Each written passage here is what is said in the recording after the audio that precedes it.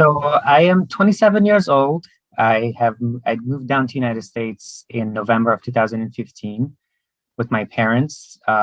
We came through a program called Special Immigrant Visa. This program was originally started by the Senate and Congress. This was for Afghans who had helped the government of the United States as interpreters, as social workers, and all aspects of work. And so this was created to help them because they were highly targeted by the groups of Taliban.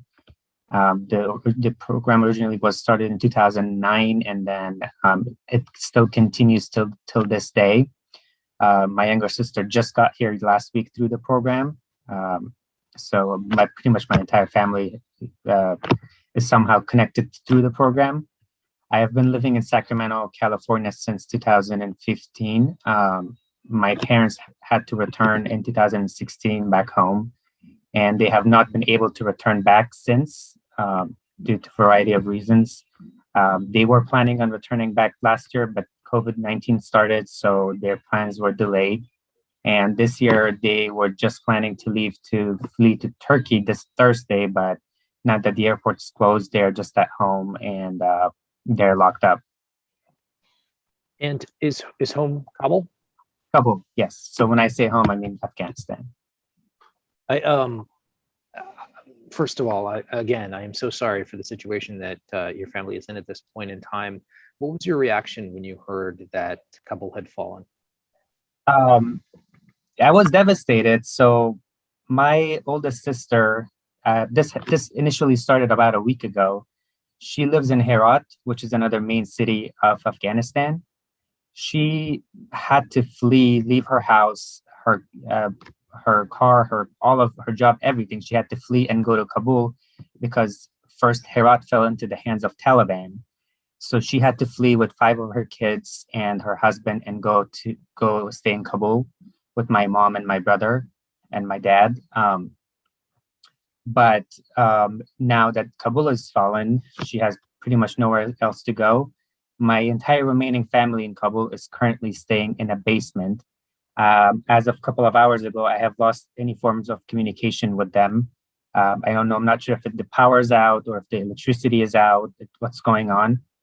I am trying not to let it get to me because I would rather, be able to help them instead of just, sit around and cry.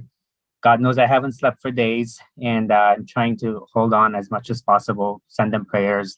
I've started a GoFundMe page. I'm advocating on my Instagram, on my Facebook, trying to bring as much awareness as possible. Hence why I'm here doing this short interview with you to bring as much awareness to this situation as possible, because it is absolutely horrifying what happened. I've watched videos of women burning their educational background, all of their documents. They are sewing burqas at home so they can wear to go outside.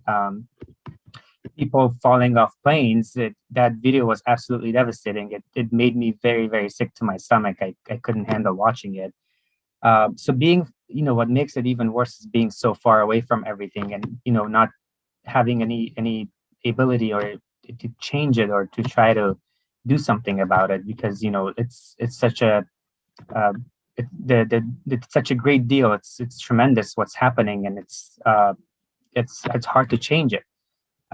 Just a few hours ago, I found out that girls of over 14 years old are being forced to wed members of the Taliban, one girl per family. And I have two young nieces that are of age of 14 and older. So here I'm sitting thinking, what is going to happen to them? They're right now they're in my mom's house. They're locked up in a basement. All the doors are locked. We have advised them not to let anyone in or out of the house. But if they start going house by house, which is what they've been doing, then I really don't know what's going to happen to them. So scary. It's very scary. I am overseas, and I'm terrified for them. I can't even imagine how hundreds of thousands of women feel, burning all of their documentation backgrounds. All of the journalists are throwing away their equipment, burning their documentation, burning their videos. because they're scared for their life. If they were found that they have been journalists and they've been on a TV, they get and this might be a little graphic, they get beheaded right away for practicing journalism or just even being on TV.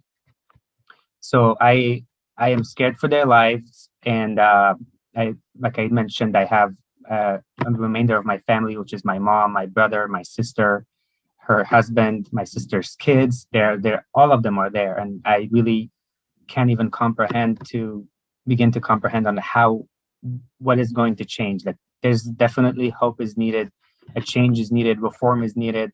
The president of the country fled the country, so the leader when the leader of the country does that, it really takes away the hope from the people. The people have been robbed from their futures, from having any hope right now. They to a point where they climbed on a moving plane and they fell off the plane like piece of trash. It's not they weren't even considered a human. They fell and they died right away, falling hundreds of feet, you know, down on the ground. It's horrifying. I have not been able to not watch the news, and I have not been able to watch it. So it's really, I don't know how to deal with the situation. And I still feel privileged. I feel lucky that I am here, but there are millions of people that aren't.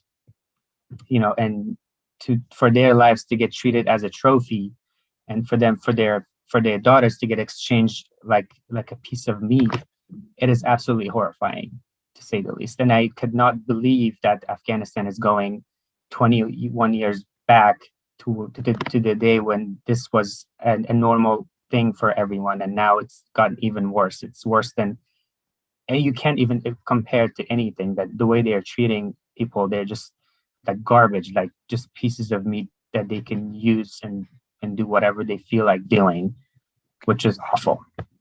Did you ever think it could end this way? I did not. I felt with all the reforms and 2 decades of investment and trillions of dollars, in the country going out with in and out of army, I felt like we would have a plan in motion. We would set things up before completely abandoning a country that is helpless by itself. That is enemies are growing rapidly every day. I did not think that we would. I did not think that this would happen. I personally feel like I have failed them. I feel like we failed them as people, as a country, as a democracy has failed them. For them to be treated this way in this age and time, I did not see coming. I did not think it would happen overnight. A whole country falls overnight is absolutely, it's unbelievable. I still cannot believe it. I'm in shock of what's happened, and I don't know how to digest it or take it in. It's just completely unbelievable, Mike. I don't think anybody would have thought it possible. When it comes to things that President Biden has been saying, I don't know if you've been paying attention today, but if you had his ear, what would you say to the president? Um, I personally, I don't want to get too political about it. But I personally thought that this should have been prolonged. That there should have been plans to take things into consideration to avoid this bloodshed, to avoid this chaos.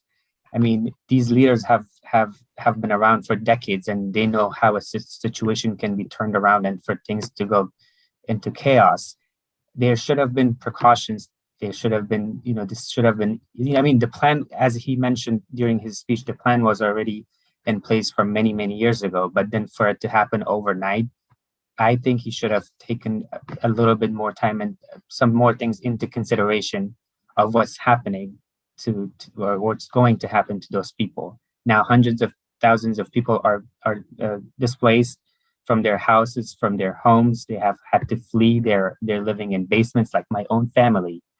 They live in basements. They live off the streets. They don't have any food. They don't have any water. They don't have anything, and they're living in fear of their lives. They live in fear of getting killed the next day. That's basically not living. That's just pretty much waiting to die any minute, which is horrible to think about. I can't even begin to comprehend how those people feel. So yes, to get back to your answer is to your question is to I personally think that the the the Biden administration and the leaders of this country should have taken a little bit more time to make these decisions because, like I said, it affects millions of lives, and it did, and it put them into chaos, and it put them into at risk of losing their lives, which many have already, and many are going to within the next, I don't know, couple of weeks, within the next couple of years, for the time to come. And you mentioned how the president fled and how that, did a number on people's hope. Do you still have any hope at this point? At this point, Mike, all I can hope for is hope. There's literally nothing else left to do. The only you just I like I said, I'm on my hands and knees praying every day, just asking for some kind of hope. Right now, there isn't, which is why I'm very devastated because however you look at this situation, there's absolutely no hope unless the leaders of the world come together and decide to make a significant change or bring in the troops back or take back the country. I don't think there's hope for my people right now, and that's very sad. We're starting to hear rhetoric about how the Afghan people might not have wanted the Afghan government that they had, but most people are not Afghans. They don't have a sense of the way people there think. What would you say? How are people feeling about this moment, and how have people thought about the Afghan government preceding this? It is, if you ask me, it is very clear that the government has failed them. Because if the leader of a government, the president itself, flees the country and abandons his people, how that's the picture that people get from the rest of the government. That's the head of the fish. That's what people see for the rest of the government. They think it's corrupt. They think they're being selfish. They're being ignorant, which is correct. They have fled. He flees the country, and so did other leaders if they could. But now that they're stuck and they can't get out, they pretend like they're on people's side. But really, they were just thinking for themselves, latching on to more power, wanting to do what's best for them and not considering the people. That's why there's chaos, because people don't trust the government, and I don't blame them. Um, During his speech, Biden mentioned today that the Afghan troops didn't want to fight, that they were tired. But I disagree with that because from what I hear directly from my people, they are saying that they would have stood to the last man and defended their country, but they had orders from higher ends to stand down and to surrender. They surrendered everything, all the military equipment, the guns, the everything that they had. They even surrendered their lives because they were ordered to do so. For a leadership that does that to the people, and now the people are devastated and getting killed, I don't think a government like that should be trusted. I think that's the extent of my questions. Is there anything you wanted to say that I haven't asked you about? And not really. What I was gonna say is that I asked from the people who might listen to this conversation is that please take some time to educate yourself, and also go and see if you can make a change. Even 1 cent, $1 counts. Just educate yourself and advocate for the people that are suffering. Those kids, those 2 or 3 year old kids that have been robbed of their future right now, that have been robbed of having any hope. We need to give them back hope because we are the ones who set the example for the rest of the people. Those kids are going to grow to be our future, and we need to make sure we at least give them something to grow up to, and not just die in their houses, in their homes. That's what I wanted to say, and I thank you for taking time to speak with me. Is there anything else that you would need me to give you some enlightenment of my experience that you can think of?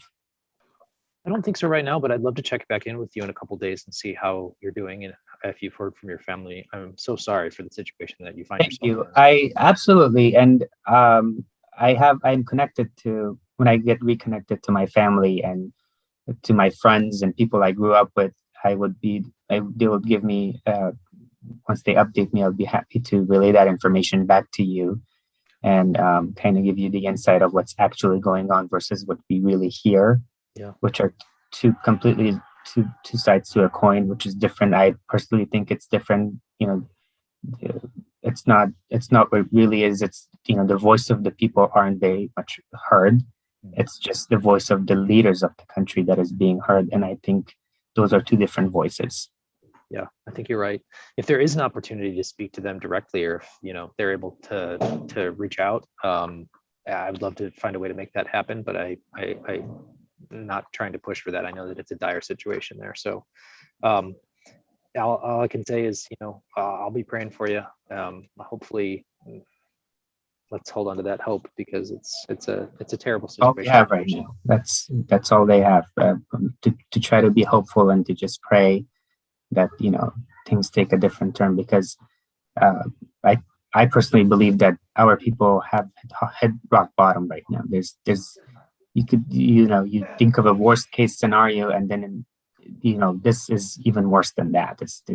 I didn't think it could get any worse than it already has. So I hope it takes a different turn, and things take a little change. But I have not heard anything, and no promises, no plans, no things in motion to make any changes, which is even more devastating than the situation itself. So I'm really hoping that the leaders would come around and come up with a plan that is in good intention and an intending to help people. So yeah, I'm just waiting for a plan, keeping my eyes and ears open, and waiting for leaders of this country, from United States, leaders of Afghanistan, the ones that are there, to hopefully come up with a plan that is actually going to help people.